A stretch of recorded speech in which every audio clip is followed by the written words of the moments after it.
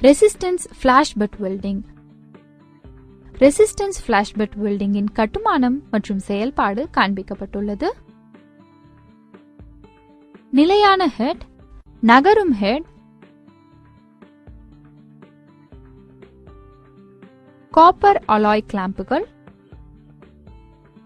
ஒன்றாக இணைக்கப்பட வேண்டிய 2 பாகங்கள் எலக்ட்ரோடுகளில் கிளாம்ப் போட்டு இணைக்கப்படுகின்றன. நகரும் ஹெட்டானது நிலையான ஹெட்டை அணுகுகிறது.